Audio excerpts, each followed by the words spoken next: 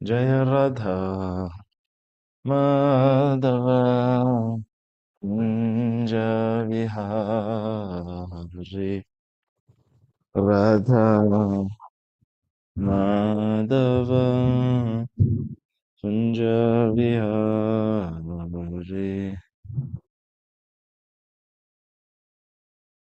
Gopina Vallabha Girivardhari Gopijana Vallabha Girivardhari Yashodanandana Brajajanandana Yashodanandana Brajajanandana Yamuna Giravancha Yamuna Giravancha Jai Radha Madhava Kunja Bihari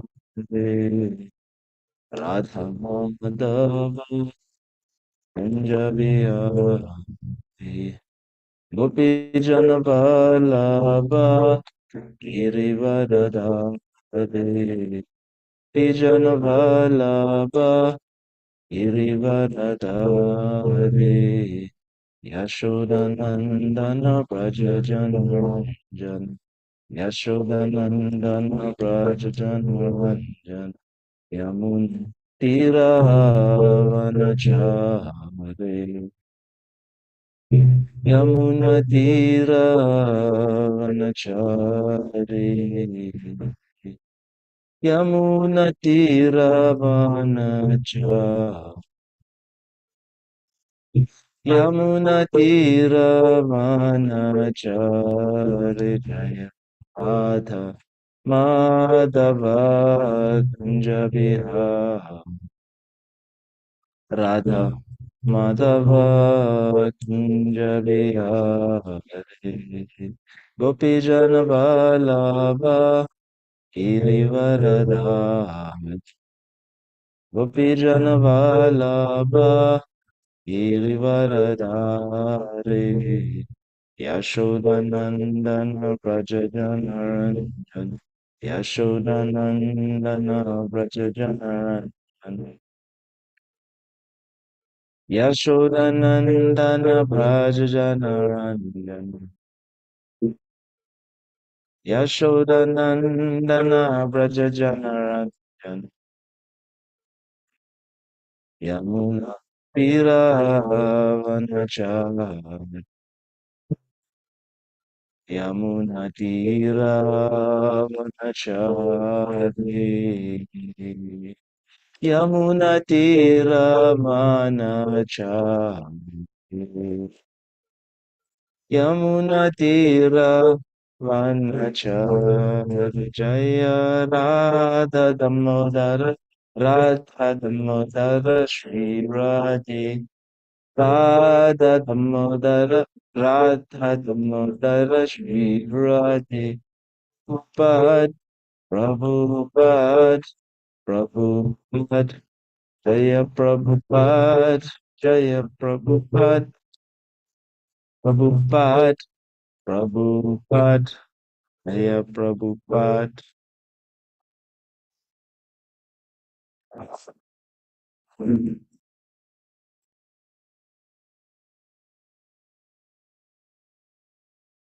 Om Namo Bhagavate Vasudevaya Om Namo Bhagavate Vasudevaya Om Namo Bhagavate Vasudevaya. Hare Krishna, dear devotees, and welcome to this morning Srimad Bhagavatam class. So we'll be reading from the fourth canto, Creative Impetus, chapter 8, the character of Bharat Maharaj, text 19. So that is 5, 8, 19. Thank you, Taraga Prabhu, for posting it on the Zoom chat. Nimlochati ha Bhagavan Sakhala Jagat Shamodayas Trayatma Dyapi Mama Na Mriguvadhu Nyasa Agachati Nimlochati sets Ha alas Bhavan, the Supreme Personality of Godhead, represented as the sun. Sakala Jagat, of all the universe. Shema Udhaya, who increases the auspiciousness. Trayi Atma, who consists of the three Vedas. Udya, Api, until now. Mama, my. Na, not. Mriguvad Hunyasaha. This baby dear entrusted to me by its mother. Agachati has come back. Translation. Alas, when the sun rises, all auspicious things begin. Unfortunately, they have not begun for me. The sun god is the Vedas personified, but I am bereft of all Vedic principles. That sun god is now setting, yet the poor animal who trusted in me since its mother died has not returned. Purport. Srila Prabhupada Ki Jai. In the Brahma Samhita 552, the sun is described as the eye of the Supreme Personality of Godhead. Yet Chakshu Esha Savita Sakala Grahanam Raja Samasta Suramurti Rashesha Tejaha Yas Yagyaya Ramati Samrita Kala Chakro Govindam Adi Purusham Tamaham Bhajami. As the sun rises, As the sun arises, one should chant the Vedic mantra beginning the Gayatri. The sun is a symbolic representation of the eyes of the Supreme Lord. Maharaj Bharata lamented that although the sun was going to set, due to the poor animal's absence, he could not find anything auspicious. Bharat Maharaj considered himself most unfortunate, for due to the animal's absence, there was nothing auspicious for him in the presence of the sun. Text again. Alas, when the sun rises, all auspicious things begin. Unfortunately, they have not begun for me. The sun god is the Vedas personified, but I am bereft of all Vedic principles. That sun god is now setting, yet the poor animal who trusted in me since its mother died has not returned. Om Magyana Tamarandasya Gyananjana Shlakaya Chakshu Anmilitangena Tasmaya Shri Gurave Namaha. Namo Om Vishnu Padaya Krishna Prashtaya Bhutale Srimati Bhaktivedanta Swamini Namine Namaste Saraswati Devi Gauravani Pracharne Nirvishesha Srinavadi Paschatya Shatarne Jai Shri Krishna Chaitanya Prabhu Nityananda Shri Advaita Gadadhara Shivasari Gauravakta Vrinda Hare Krishna Krishna Krishna Hare Hare Hare Rama Rama Rama Hare Hare. So Bharat Maharaj is lamenting due to the absence of his pet, the deer. So we'll read from the Brahma Samhita. Let's see. The text which Prabhupada quotes here, 552.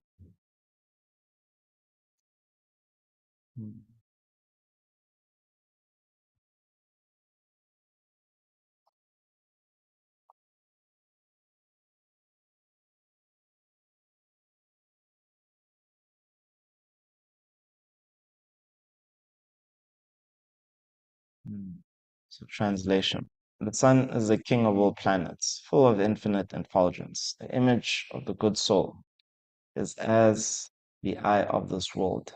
I adore the primeval Lord Govinda, in pursuance of whose order the sun performs his journey mounting the wheel of time. Purport. Certain professors of the Vedic religion worship the sun as Brahman. The sun is one of the hierarchy of the five gods. Some people target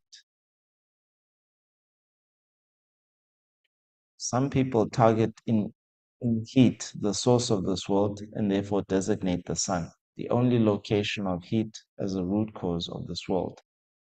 Notwithstanding all that may be said to the contrary, the sun is, after all, only the presiding deity of the sphere of the sum total of all mundane heat, and is hence the god exercising delegated authority. The sun performs a specific function of service, certainly by the command of Govinda. So, yes, so it's Prabhupada has written that Maharaj Bharat is in Moha. Let's find the actual text. It's the purport.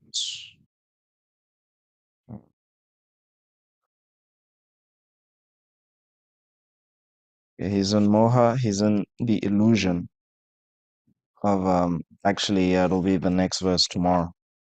But you'll see in the purport, Prabhupada says, out of strong affection, um, the king accepted the small deer as if it were a prince. This is called Moha. Out of affection, anyone can be addressed as anything. Mm. So last week we spoke about the 5 layers of ignorance that Lord Brahma created uh, to cover the living entity, so that the living entity can actually be absorbed in what he in what they desire. The jiva desired to be separated from Krishna, and so to actually function, you need these ignorance. Tamas has to cover you. So tamas beginning with under Tamisra and then all the way to Mahamoha. So here, Maharaj Bharat, even though he's so elevated, he's in the stage of the next door stage, just the preliminary stage to Krishna Prema, Bhava. He's actually feeling this, all because of being want of the association of devotees. So in this whole section, we should be the whole Maharaj Bharat's condition, Maharaj Bharat's lamentation. Um, we should see that, yeah, loneliness is it's a big deal. Not only in material circumstances. Some persons may feel very lonely to the point where they can choose to actually terminate their life, not seeing any hope, becoming extremely hopeless, and they just don't see the end to their condition. And it also happens here in spiritual life as well. It can feel so much loneliness to the point where you're literally knocking on the door of pure love of Krishna. You're about to become free. And tragically, what happens to Maharaj Bharat is that he is going to take the body of a deer. So he's going to fall from his exalted position from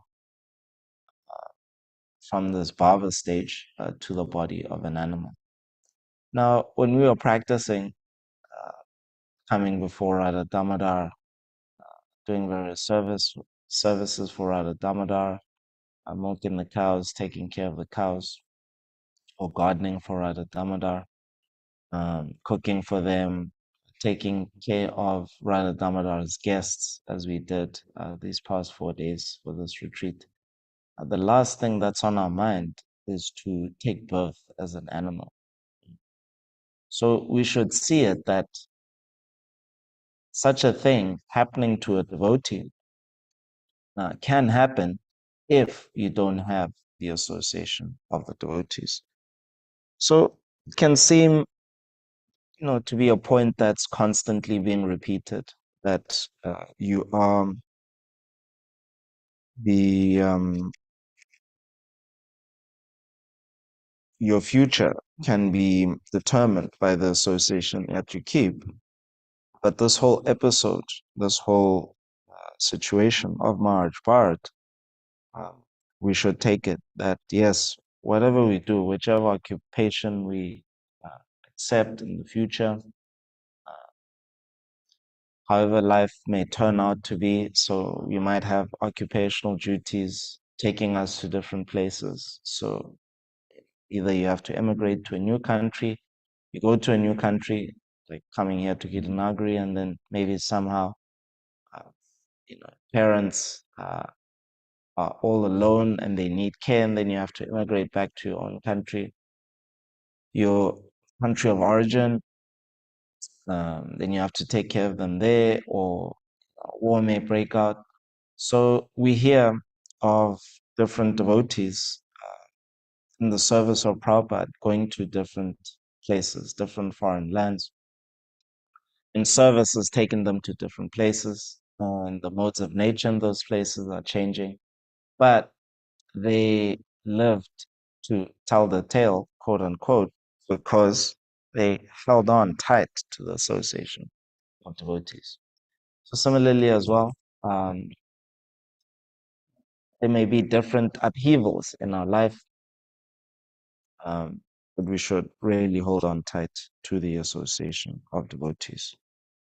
So I want to read from the Madhurya Kadambani about the Bhava stage. It's very exalted. So this is from Madhurya Kadambani, page 42. Sorry, chapter 7, the seventh shower of nectar. Flowing of supreme bliss. So this is translation by Dinabandhu Prabhu.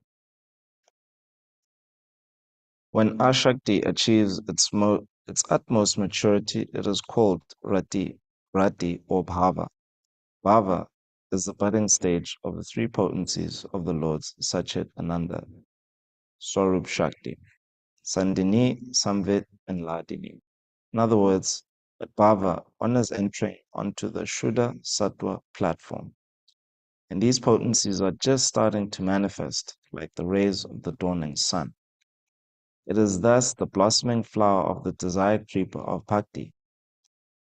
Its outer luster is a quality of Sadurlava, rarely achieved. An inner luster is moksha lagutakrit, deriding even the conception of liberation. Just one atom of bhava totally uproots ignorance, while the profuse release of fragrances from the flower of bhava invites the bee, Madhusudana, and causes him to appear there. What more can I say? The perfume of the flower of bhava melts all the emotions of the heart, like the oil of bunches of sesame seeds, at once fit to lovingly smear on all the limbs of the Lord. At the appearance of bhava, its influence makes even a Chandala worthy of respect from Lord Brahma and others. So as you can see, this is a symbolic description of what actually is happening in the heart. Um, it's the description here is that just as there's a comparative similarity with Maharaj's Maharaj Bharat's lamentation, and also what's there in the heart. So similarity here is that its manifestations is like the rays of the dawning sun. And here Maharaj Bharat has compared um, his situation, that him feeling separation from the deer uh, is like, yeah, feeling the absence of the sun.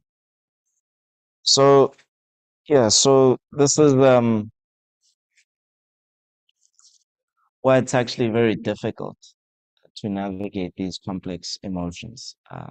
So, in the association of devotees, one can actually be very clear. So, as we've described previously, is that uh, there is some trace of narta, and that's why such a thing can happen, that the devotee can fall from such an exalted stage. So there can be a mistake that's being made, just as with a yogi as well.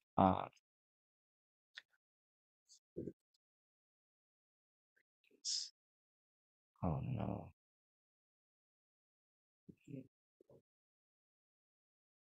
Okay. I hope this thing is computer.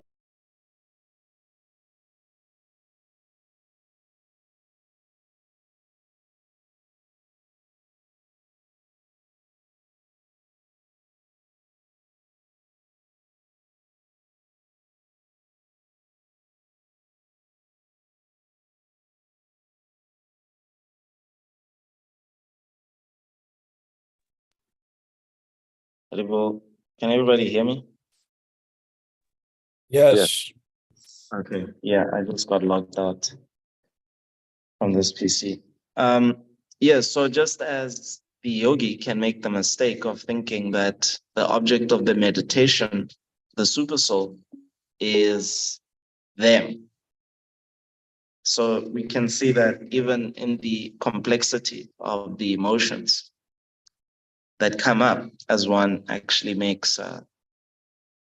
goes through the various stages of devotional service, that it's very complex, but without the illumination of the association of devotees, one can actually make a mistake.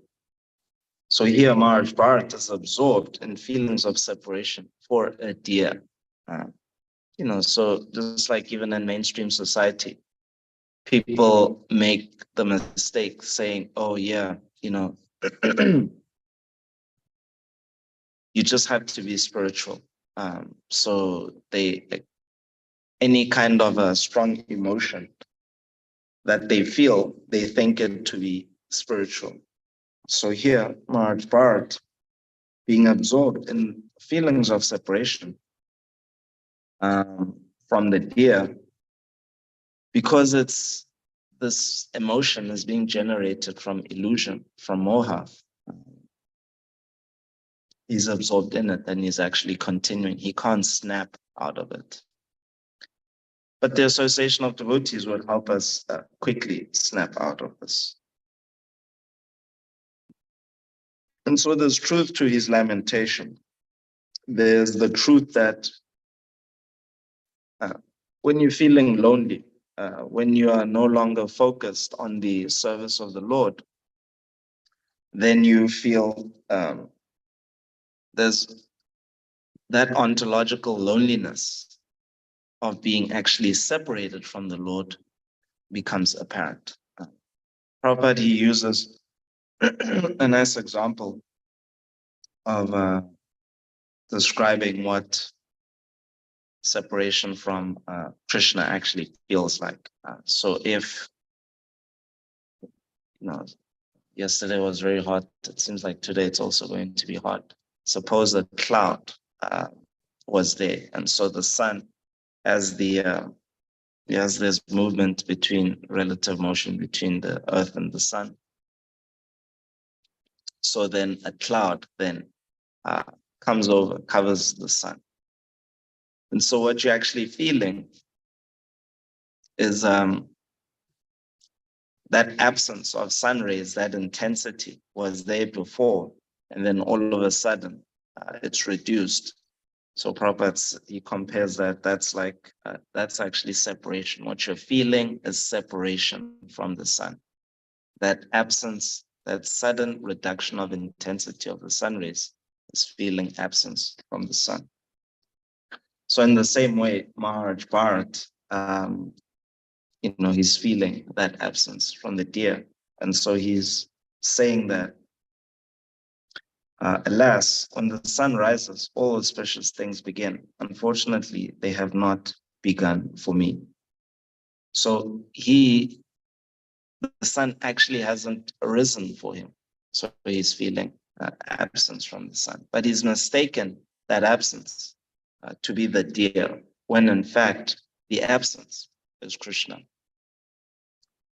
The absence is the second bird that's actually there in the heart, witnessing this small bird in the tree of material existence, eating various fruits. And so when you turn away from Krishna, turn away from the regulative principles of devotional service, which really are your shelter, and you feel that separation. Can everybody just visualize this? So it's the same idea as that if you shift your focus, so the cloud is what causes the shift of intensity. So similarly, when you actually shift your face, your attention away from the lotus feet of Radha Damodar, away from Prabhupada's service, away from the devotees, you actually feel there's a separation that you feel. And so in the stage of being, in the condition of being illusion or in moha, then you're mistaken the cause. But when you're actually in the association of devotees, you won't make that mistake because the devotees themselves have Krishna in the heart. And so the rays of the Krishna sun are always present. And so you can actually see the cause of why you're actually feeling that way. So these emotions are in devotional service mixed with material conditions are actually very complex. And so to navigate them successfully, we need to always have the shelter of the devotees. So I'll continue here with the Kadamani. At that time, his eyes fully longed to turn towards Rajendra Nandana, to lick the blackness of his limbs, Shama Lima, the rosy hue of his lips and eyebrows, Arunima, the white brilliance of his moonlight teeth shining in his smiling face, Davalima, the yellow hue of his cloth and ornaments, Itima, his throat chokes up and countless streams of tears bathe his body. He longs for his eyes, he longs for his ears to be adorned with the earrings of the song of Krishna's flute, the jingling of his ankle bells, and the sweet sound of his voice. So Svarya, giving the order to serve his lotus feet. Thus it seems as if he's running here and there, freezing his motion at every moment and raising his ears. Then thinking how the tender touch, Kishalya Sparsha, of the Lord's two hands must be, his body erupts in ecstasy. His nostrils open wide again and again as he inhales, eager to examine the divine fragments of the Lord's body. So Rab here, quote, "Oh, will I ever be able to taste the nectar of the Lord's lips?" Unquote. Feeling like he has attained that taste for Sana, his tongue feels great joy and he licks his lips. Sometimes, feeling like he has obtained direct realization of the Lord in his heart, Spurti, boundless joy dances in his heart, relishing the very rare treasure of the Lord's sweetness, Madhurya. He becomes delirious. Then, at the disappearance of that feeling, he plunges into grief. In this way, it appears as if he is decorating his body with the 33 symptoms of Sanchari Bhava.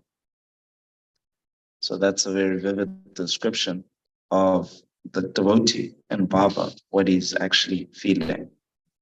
So without the association of the devotees, one makes that mistake. I remember there was this one devotee who was starting out in devotional service, and he was very attached to his dreadlocks. And so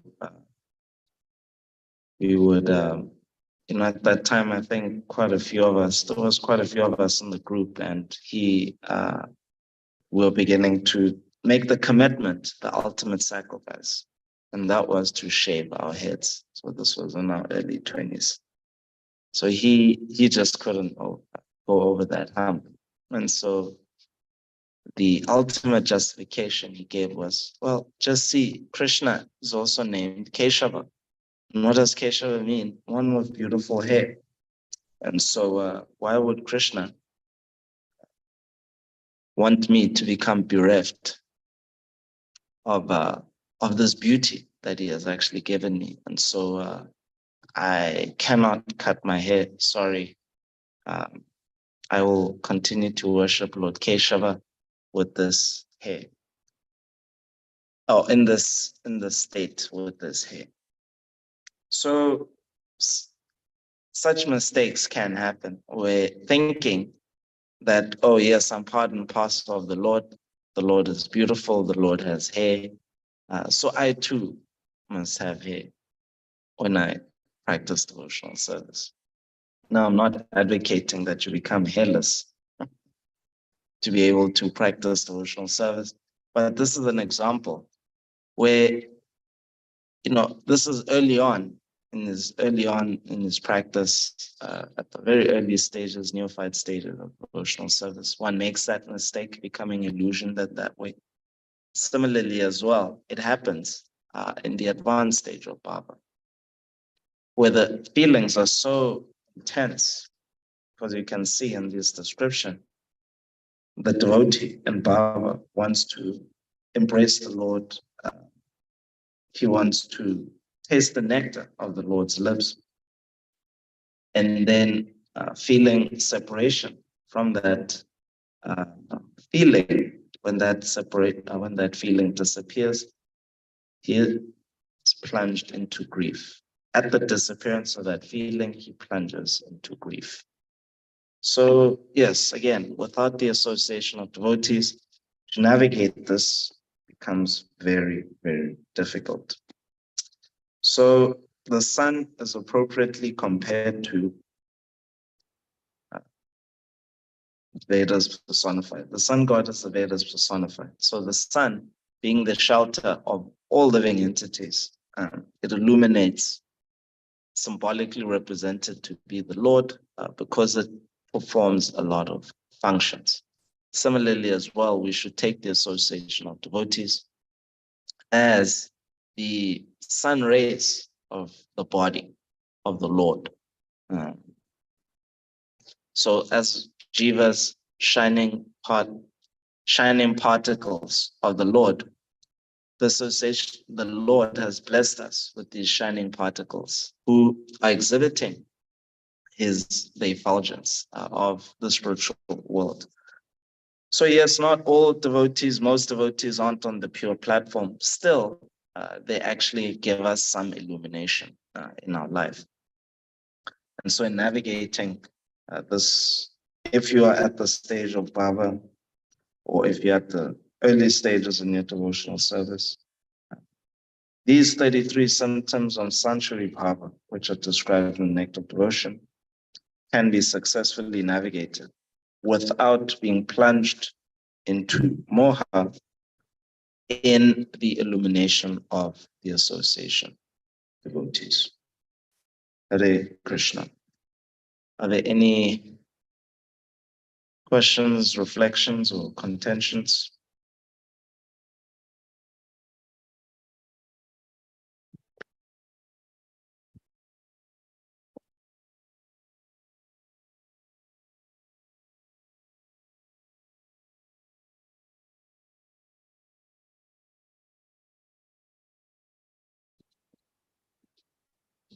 There's 100% agreement from Yashadev Prabhu. Thank you, Prabhu, for your support.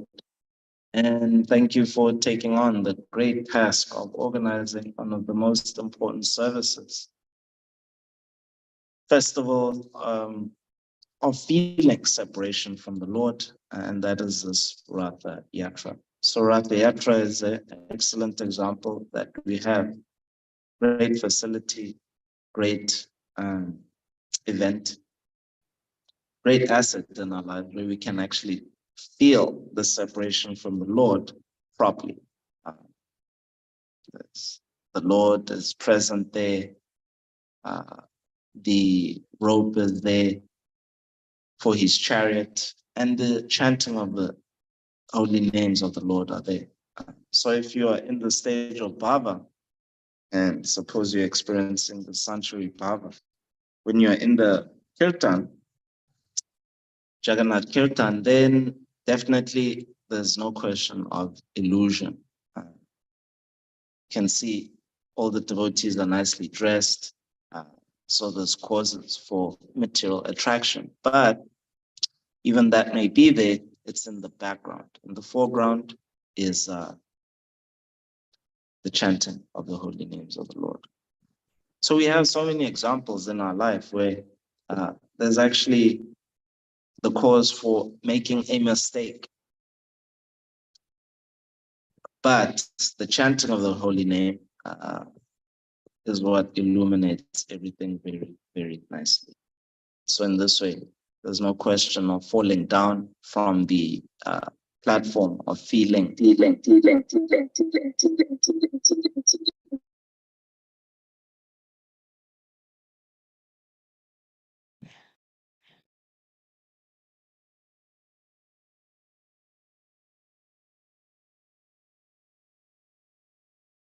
Yeah, there's no mistake. One actually won't make the mistake of falling down. So as devotees on the mixed platform, Lord Kapila he describes different symptoms, different Hare Krishna, different symptoms when one is actually practicing mixed devotional service. Still, one actually won't, as long as one remains in the association of devotees, one won't make a mistake. You can make the mistake, but you also have great opportunity to rectify the mistake and continue in your advancement. Are there any other comments? Sorry, I saw a message from Parameshwari, but I'm having technical difficulties, so I had to change my device, so the message got lost.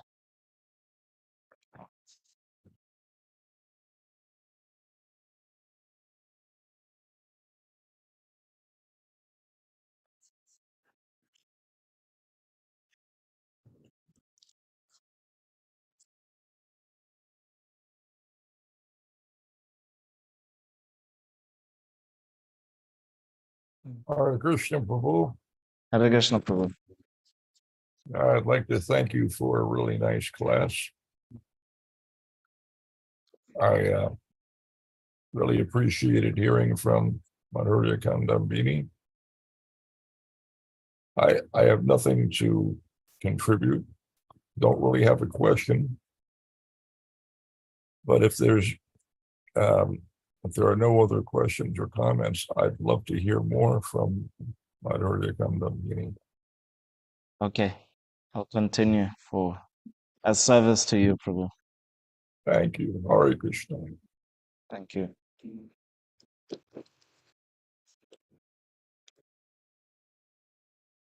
Okay, so we are continuing. So the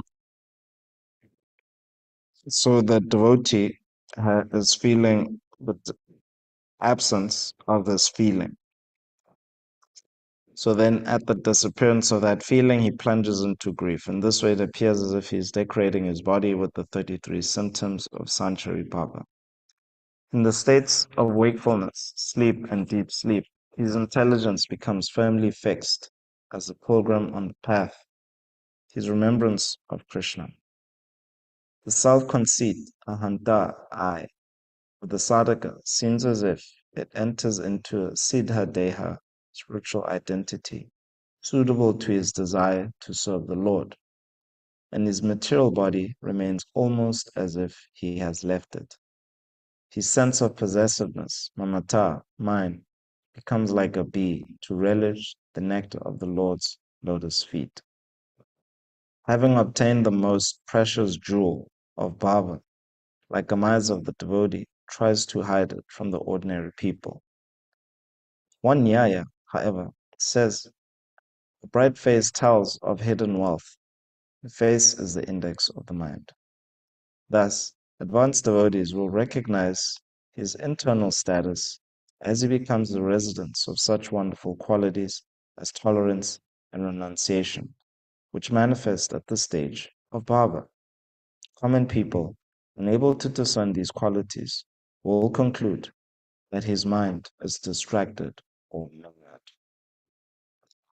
So this is a very nice description. You can see here, sadhaka seems as if it enters into a siddha deha. So the false ego is is being dissipated by the strength of these feelings, and the real ego is beginning to actually manifest. So it enters into a siddha suitable to his desire to serve the Lord, and his material body remains almost as if he has left it. So this is a very apt description, because we can see as well with devotees. We were speaking about this point. I think it was it yesterday? Yesterday morning with Tarka Prabhu. This point about different designations as being a pitfall in devotional service, where if you actually, it was on Monday, Dasya Prem Prabhu was giving class, where if you can identify very strongly with the designation that comes with a particular service. So you can identify very strongly that you're a pujari of Radha Damodar, a gardener of Radha Damodar, milkman, milkwoman, that this is your specific service, and therefore this designation can actually be lodged into the false ego. Mm. And that can become a pitfall for you. And so here we're seeing that the strong feelings that the sadhaka is feeling, who is in the stage of bhava, um, his sense of possessiveness or mamata mind becomes like a bee to relish the nectar of the Lord's lotus feet. So there's different there's when you look at the five primary relationships of Krishna, there's different types of mamata, possessiveness of the Lord, but they have similarities, and then they have distinguishing characteristics. One that's familiar to us all is this parental mamata, where the devotee in a parental mood, like uh, as perfected, as shown in perfection by Mother Yashoda, that this is my boy in Nanda Maharaj. This is my son, Krishna. Krishna is my son. So we can see that when a devotee, say, for example, they were single for many years and they were book distributor, and then now they become a parent, they get overcome, or not really overcome, but different feelings develop now because they're doing a different service. So now they are raising children, and so they can feel this mamata. So we can see that this the mamata becomes the impetus for the ego to actually change. I don't know if everybody can visualize that. So in devotional service, your your expression, how you actually express yourself in devotional service, changes according to your service. So now, your mamata was, okay, I have to distribute these books. I have to be out on the streets. You have, you might use the incentive of numbers as well to motivate you. So you have different incentives for continuing in your service.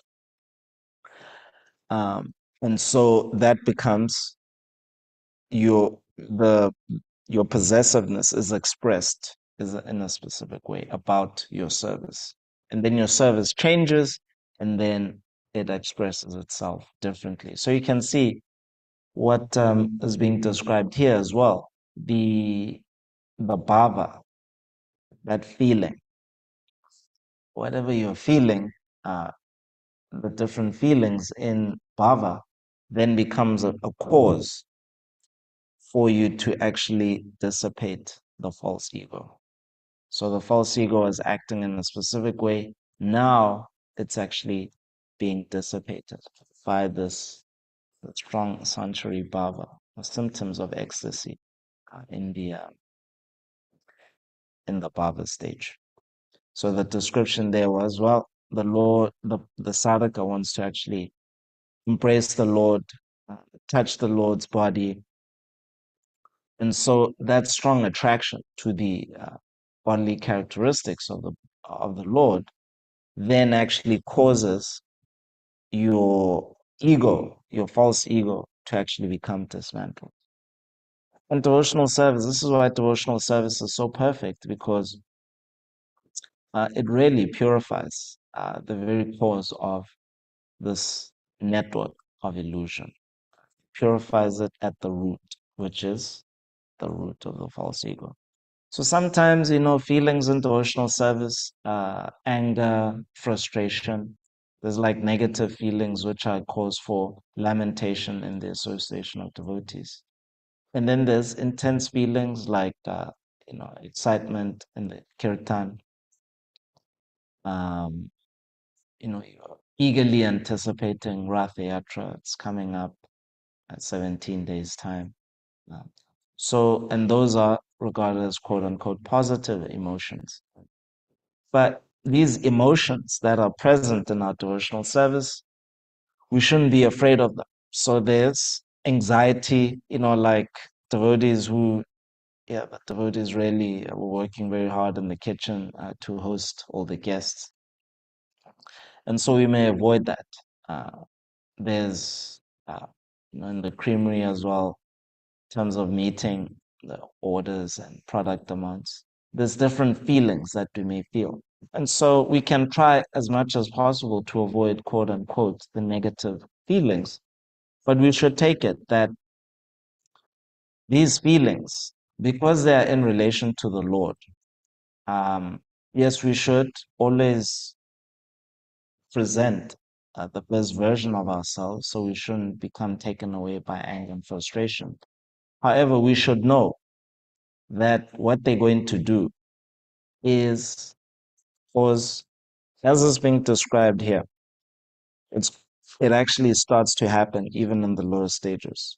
That the self-conceit, ahanta, of the sadhaka seems as if it enters into a siddha deha, a spiritual identity, suitable to his desire to serve the Lord, and his material body remains almost as if he has left it. So in the other stages, in the other processes of transcendental realization, jnana, uh, yoga, uh, renunciation, tyaga, giving up a lot of things. There isn't much emotional content in the process.